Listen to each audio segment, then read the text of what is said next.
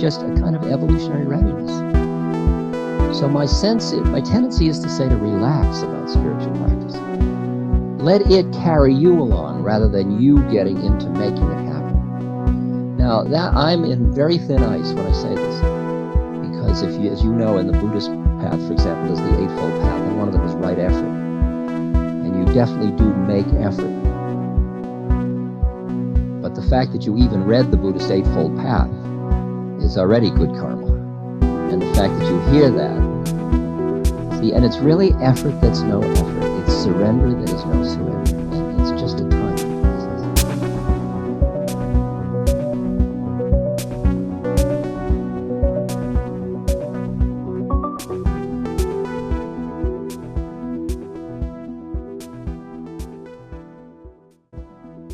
The difference between gurus and teachers. The way we use the term guru in the West, since we don't understand it very well, is like a sort of super teacher. There are a lot of people that present themselves as gurus, and that has nothing to do with whether they're gurus or not, in the real sense of the term guru. The difference is that a teacher points the way. The guru is the way. The guru is a cooked goose. All their seeds are burned and they're free. So when you're with them, they're a clean mirror. So you only see your own stuff. That's all you see. You don't see your stuff mixed with their stuff because they don't have any stuff. With the teacher, you never know what you're getting because part of what you see is their stuff, and part of it is your stuff. You can certainly pick very high teachers. I mean, I'm a teacher. Obviously, I'm sitting up here teaching. I'm not a guru, but I'm a teacher, and the only way you know them is by your intuitive heart. And my suggestion is the only thing you owe a teacher is for you to get yourself free. You don't owe a teacher loyalty. A lot of people say, well, I've been teaching you now, support me or take care of me, or sign and promise me you will. And I think that's all nonsense. I think you should take what you can from every teacher and then go on. I think that the idea should be to focus on teachings, not teachers. If you focus on teachers rather than teachings, you will spend all your time becoming a connoisseur of clay feet, you know? Is this one pure enough for me to take a teaching from? While all I know is when I need a teaching of some sort, I go towards somebody who's teaching that, and I take the teaching. And I keep taking that part of which feels intuitively right with my own heart. I do not take any teachings from somebody that goes against my own heart. Every time I have done that, there has been a karmic cost to that, because only intuitively do I know what I need. And I must trust that more than I must trust somebody else telling me what I need. Ram Dass, excerpt from the 1989 Summer Retreats, The Listening Heart, Spiritual Practice, Daily Life, Q&A.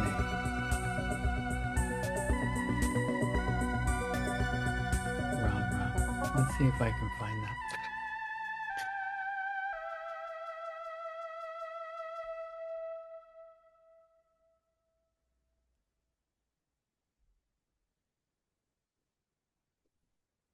May I be filled with loving kindness. May you be well. May we be peaceful and at ease. May all be happy.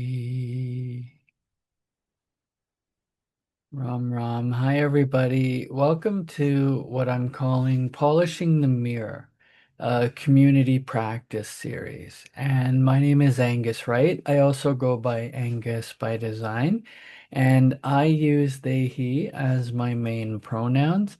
I am a contributor in practice and in learning through the teachings of Ram Dass and Maharaji with the Love Serve Remember Foundation. And I'm part of a community that is also inclusive of two-spirit, lesbian, gay, bisexual, transgender, trans, queer, questioning, intersex, asexual, plus every other combination. It's an all welcoming space, including allies. And so you're really welcome to join us in a way that's meaningful to you. We have a monthly group practice where we come together in satsang. And we also share space on Facebook and on the Mighty Networks, which is part of our teachings and where we house all the teachings and contributions from different parts of our organization and community. And that's called the Inner Academy. So if you'd like more information about that, visit ramdas.org. It is a 501c charity out of California. And so if you have some financial contributions you're able to make, and or you have the means to take their courses and pay for those things, that money does go towards improving and making things accessible to people. So thank you so much. So welcome. I'm Angus. So I'm really glad we found this moment to be together. We're beginning a journey through Polishing the Mirror by Ram Dass and Rameshwar Das. We aren't here as teachers or students, helpers, or those needing help. We're here as peers on a path, practicing the only dance there is. We are fellow explorers. Our goal is simple: to quiet the mind and open the heart so we can be in deeper service, seva, to one another and the world. So let's take a second and do a grounding practice. Just take a moment to settle. And if it feels right, close your eyes or let them rest gently on a single spot. Just feel the weight of your body where you're sitting.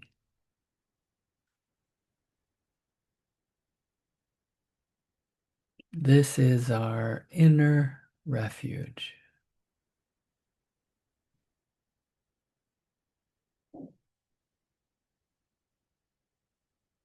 And bring your hand to your chest,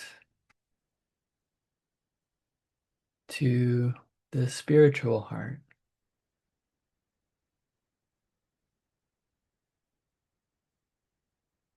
And as we breathe, imagine we are gently wiping the dust off a mirror. We aren't trying to change the mirror. We're just clearing the way so our true nature can shine through.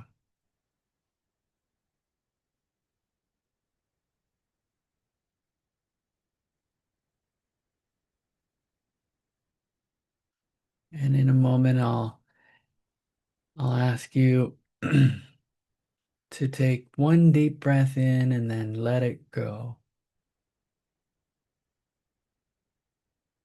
whenever you're ready.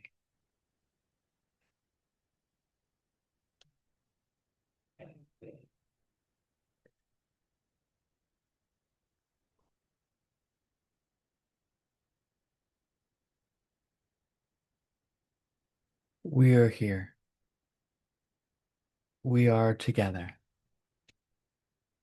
Ram Ram.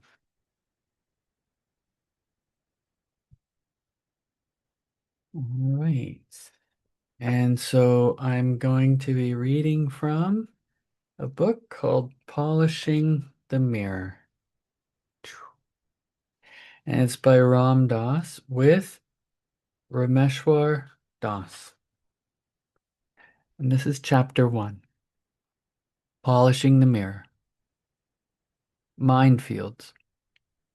The essence of yoga is union or becoming one with the universe.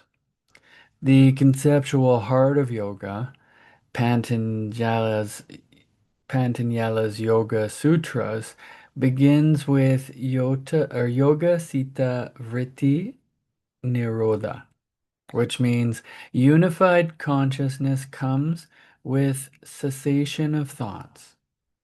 Quieting the mind allows the natural depth of the spirit to manifest. Meditation, the practice of quieting and concentrating and purifying the mind, aligning it with the spirit, is a foundation of yoga. Although it can start from the thinking mind and you can get into it through thought, meditation goes beyond the thinking mind. Meditation stems from the truth that who you really are is more than you think you are. The more you desire to know who you truly are and why you are here on earth, the more you are drawn to that truth. As you are pulled inward, you begin to leave behind the kinds of clinging and attachment that keep distorting and narrowing your vision.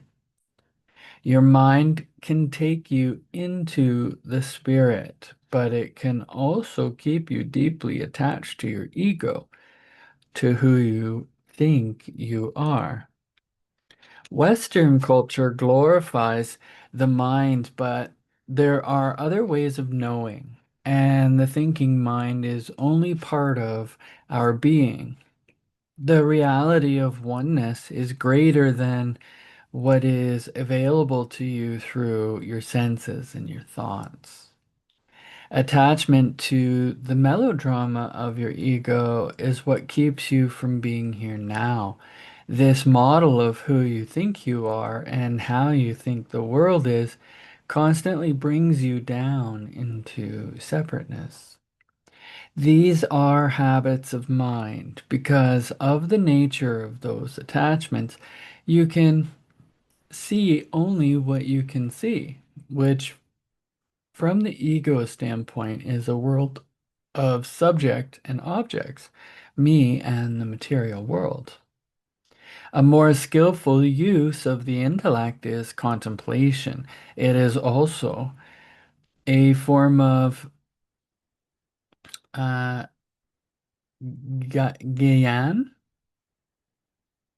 yoga, the path of knowledge and wisdom. In this yoga of the mind, you use the mind to reflect on itself.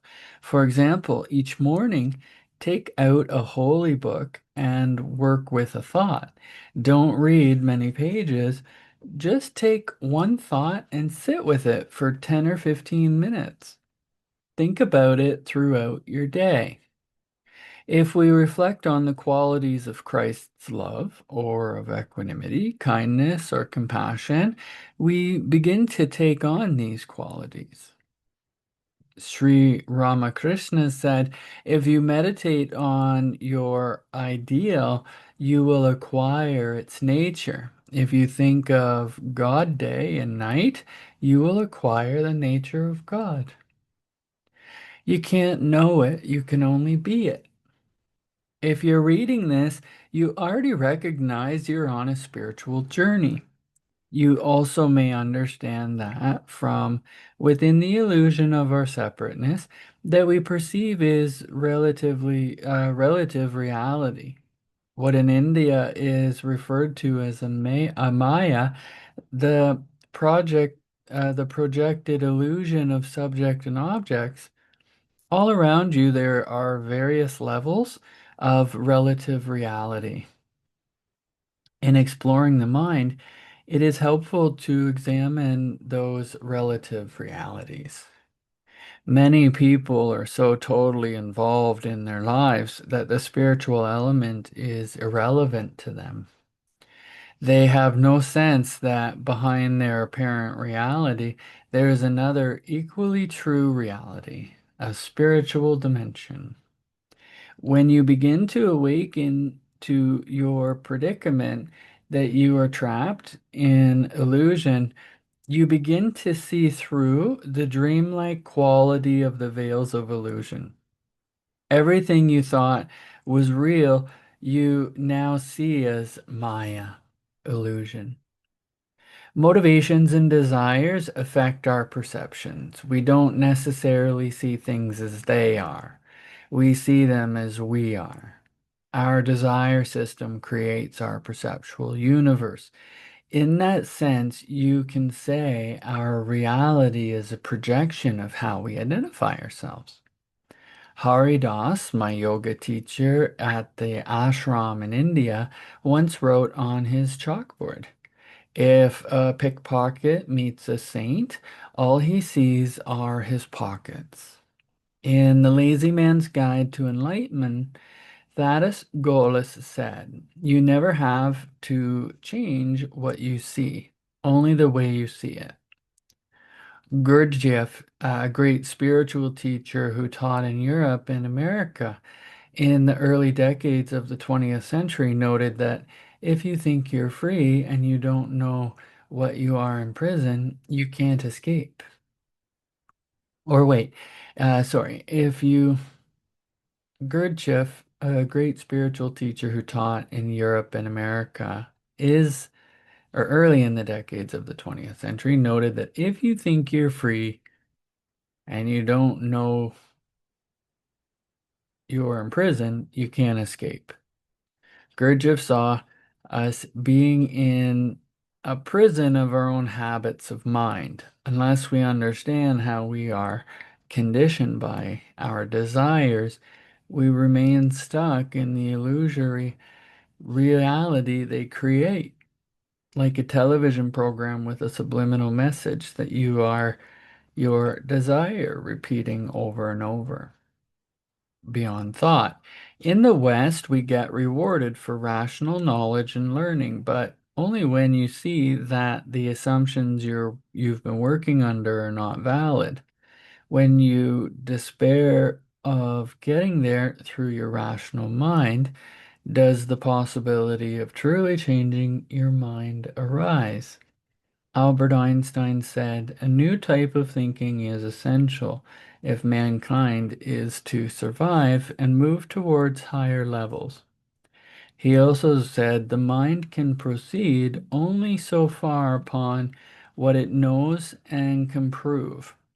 There comes a point where the mind takes a leap, call it intuition or what you will, and comes out upon a higher plane of knowledge, but can never prove how it got there. All great discoveries have involved such a leap. In the Vedic lore of India, the ancient sages say there are three ways to acquire spiritual knowledge. First and most direct is through your own experience. Second, you hear about it from somebody you know who knows and they tell you. And third is to study from or learn from books, like this is with your logical mind. But what about other ways of knowing and experiencing life? Ways that resonate with an inner validity and that feel intuitively right. Einstein said, I didn't arrive at my understanding of the fundamental laws of the universe through my rational mind. He got there through intuition. Intuition is something we really don't understand, although we use it all the time. We say someone knew something intuitively. They have entered into a subjective rather than objective way of knowing. In fact, there are ways of knowing other than through the senses and through the thinking mind. In 1906, William James wrote in the varieties of religious experience. Our normal waking consciousness is one but special type of consciousness, whilst all about it, parted from it by the filmiest of screens, there lie potential forms of consciousness entirely different. We may go through life without suspecting their existence, but apply the requisite stimulus, and at a touch, they are all in their completeness. Definite types of mentality, which probably somewhere have their field of application. No account of the universe is in its totality can be final, which leaves these other forms of consciousness quite disregarded. How to regard them is the question. They may determine attitudes, although they cannot furnish formulas, and open a region, though they fail to give a map. At any rate, they forbid a premature closing of our accounts with reality. People first awaken to a spiritual dimension in their lives in an incredible variety of ways. Some people seem to open up to it through traumatic experiences. So as people describe when they've come near their death, or another moment when they touch something much deeper than the usual way they thought about things. Other people awaken through meditation or through religious experiences. Others arrive at it through sex or through drugs.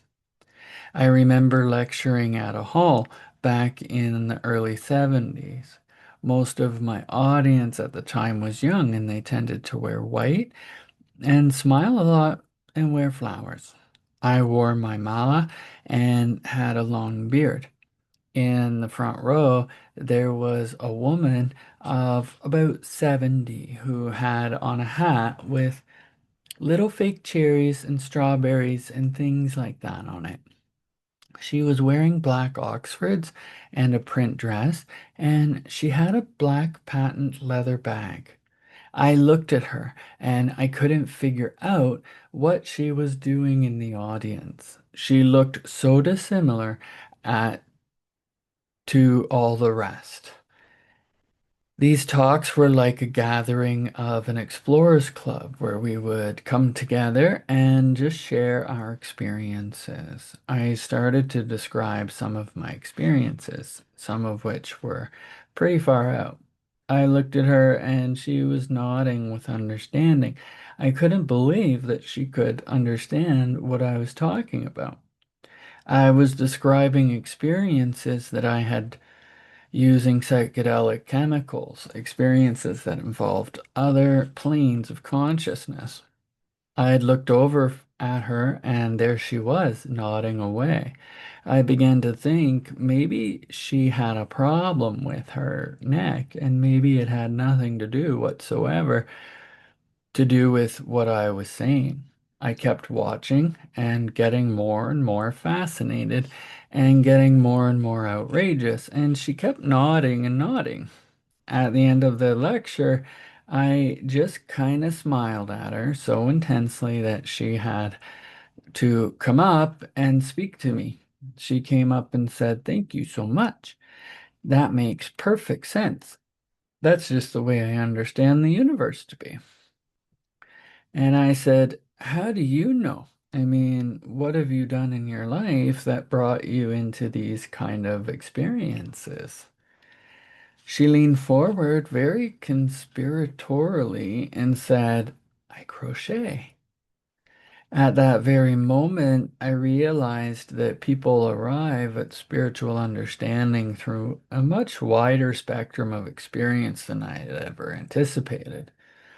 Part of the process of awakening is recognizing that the realities we thought were absolute are only relative. All you have to do is shift from one reality to another, and your attachments to what you thought was real start to collapse. Once the seed of awakening sprouts in you, there's no choice, and there's no turning back. Actually, we all know that reality is relative. We have known it since childhood. Row, row, row your boat gently down the stream. Merrily, merrily, merrily, merrily. Life is but a dream. Life is a dream. Lose your mind to gain your soul. One reason to practice purification is to cool out. So we're not creating so much heavy karma for ourselves. We are constantly preoccupied with the creations of our minds. Einstein again. The true value of a human being can be found in the degree to which he has attained liberation from the self. What we strive to be liberated from are our habitual thought patterns about ourselves and the pull of our sensory experiences. Lightening up in these areas allows us to refocus on centering and calming the mind with meditation, mantra, or the practice of bhakti yoga. As these practices deepen, the higher wisdom comes. Taming the mind is fraught with paradoxes. You have to give it all up to have it all. Turn off your mind. There is a place in you beyond thought that already knows. Trust in that. Jesus tells us that unless we become like little children, we cannot enter the kingdom of heaven. That child mind, sometimes called beginner's mind in Zen, is the innocence of pure being and unconditional love. If we are to live in that state of pure being, something within us must die. It's like when a caterpillar transforms into a butterfly. The caterpillar does not become a flying caterpillar. It morphs into a butterfly. This is the pathless path, where the journey leads is to the deepest truth in you.